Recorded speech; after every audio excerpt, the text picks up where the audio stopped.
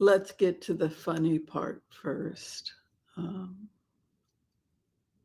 These are the temporaries. I finally have my temporary Invisalign, or my temporary veneers. I told them I want Taylor Swift teeth. Anyway, I have to wear the Invisalign over. Anyway. So I thought you guys would get a kick out of that.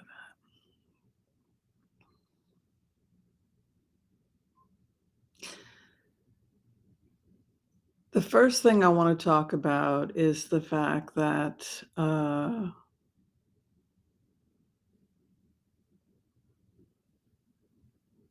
sometimes we think we have nothing to share in the world. Sometimes we think that we have information that no one will appreciate, but it's something that we love, and so we decide to share it, and then we find out that lots of other people share our interest. So that's one of the reasons why I'm doing this particular video, and if it speaks to you, then I hope you enjoy it. This time of year, amongst Orthodox traditional Jewish people, this Friday night is called, sometimes referred to as like the Great Shabbat. It's an important Sabbath in the sense that it's the Sabbath that comes before Yom Kippur. It's the time of year. It's the rest, the Sabbath that comes before you go before the judge. So Yom Kippur is energetically, it is energetically the time when your actions for the year have to be assessed. And it's thought that Rosh Hashanah is the anniversary, it's the birthday of the world, which is different than the New Year. When we think in the New Year, we think about actually spring, Adar in Hebrew. But this is really the anniversary of the creation of the world. So that's what we're kind of meditating on right now, that this is the time of creation. So we're kind of getting back to the original spark of fundamentally who we are. And there are different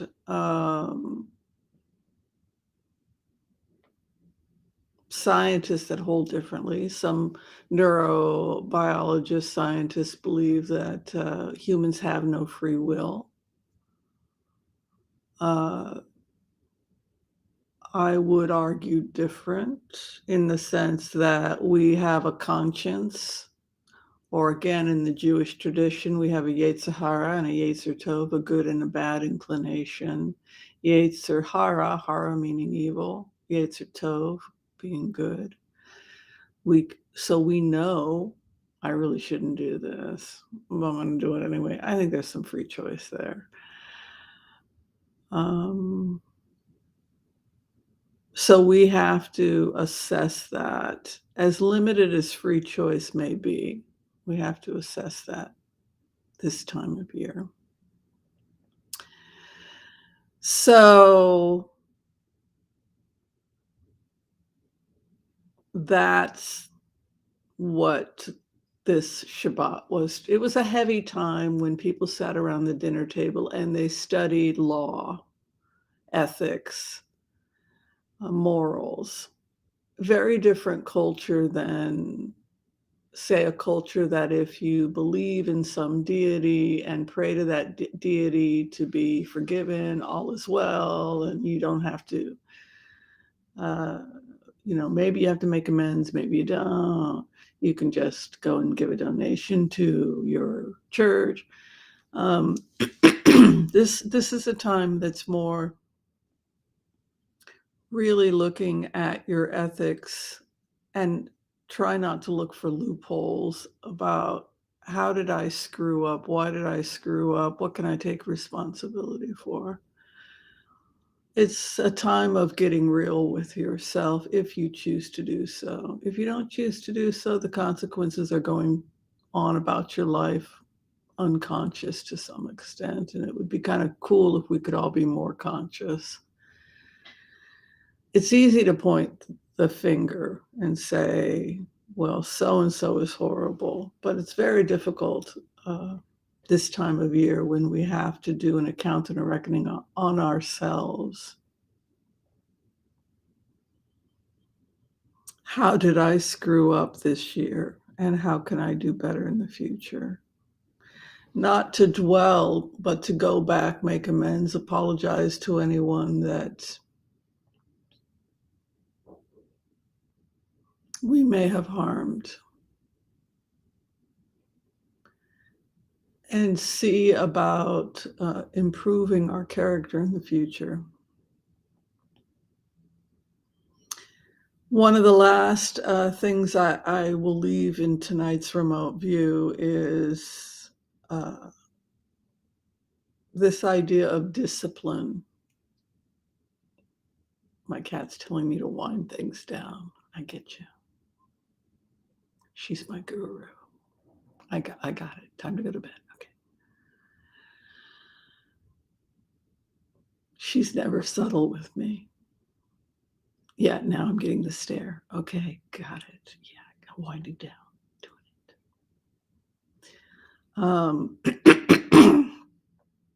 So discipline. Discipline is the last message that Spirit wants to give you. If you are disciplined, you don't have to be worried. The more disciplined you are, the less you have to be afraid.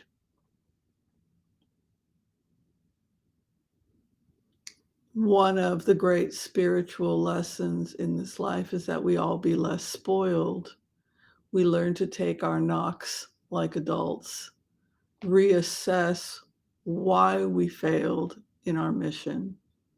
What are we trying to accomplish?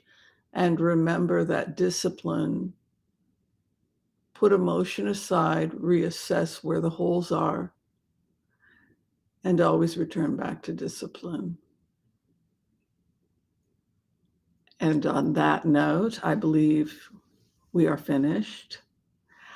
I want to thank you for watching this quick remote view from myself and my guru, my cat Mila. Please like and subscribe if you haven't had a chance to do so yet. If you're trying to get in for a tarot reading or remote view, please check out my information below. Good night, everyone, and be well.